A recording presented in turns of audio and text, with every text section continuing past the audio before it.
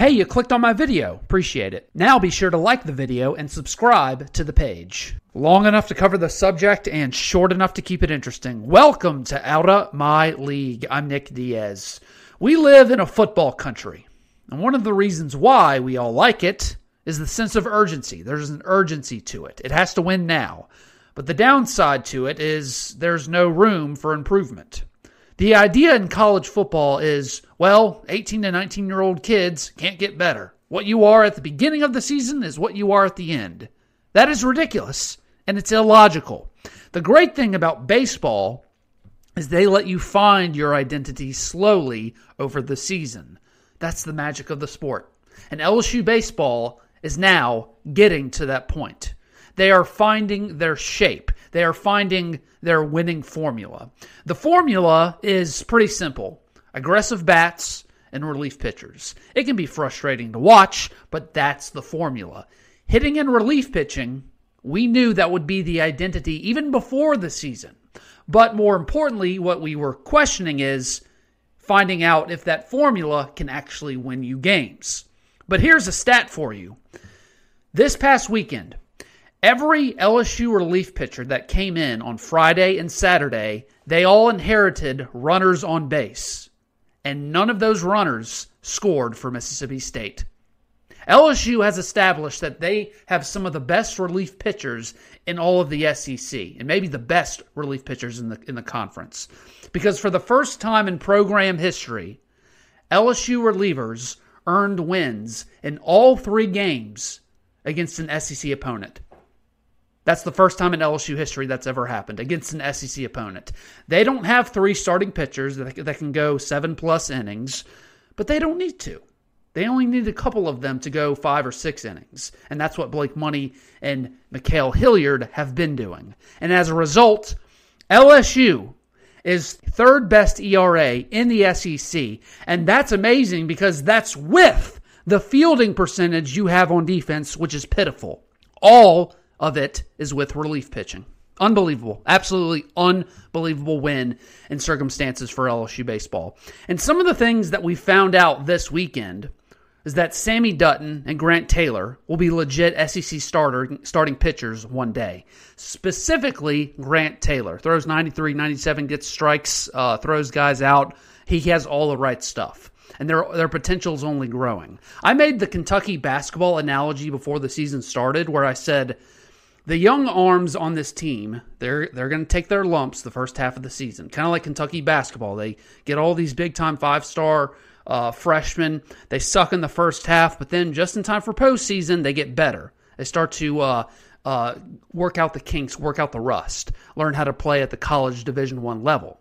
But as the second half season rolls along for LSU baseball, I think you will see that 3rd starting pitcher start to emerge in either Sammy Dutton or Grant Taylor, or maybe just both of them. You can go all 9 innings.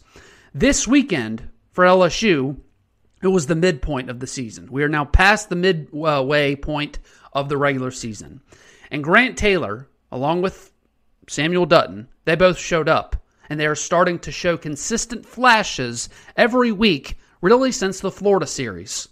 And no errors on Friday or Sunday. Now, there were 3 errors on Saturday, but let me say this about the errors moving forward. This team, LSU, their fielding percentage has been better in SEC play. So the fielding statistics are a little inflated, shall we say, but they're better in SEC play.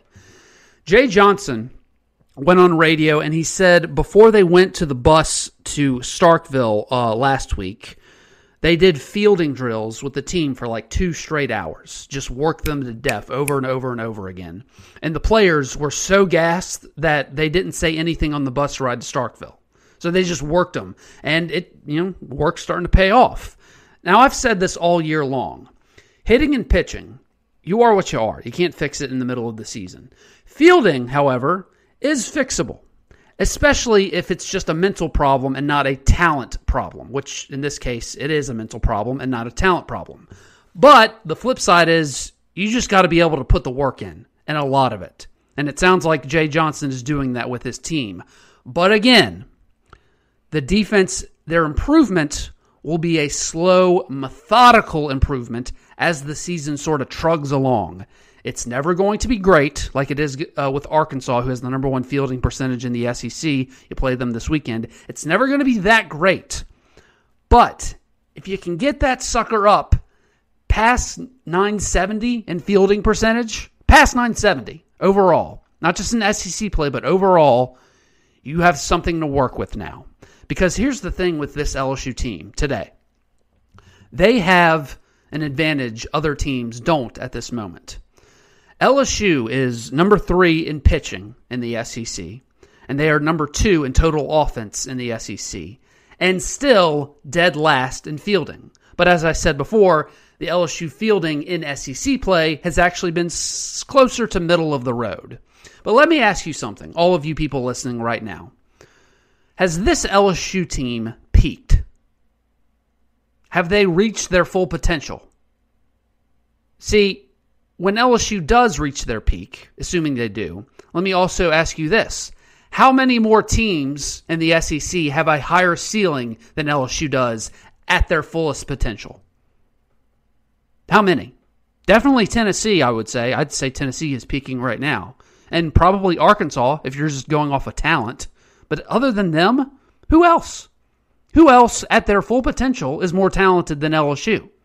See, one of the worst things you can do in any sport, but especially baseball, is peaking too early. The season is too long for you to peak early in the season. That can be a mistake. It may not matter later, but it can be a mistake.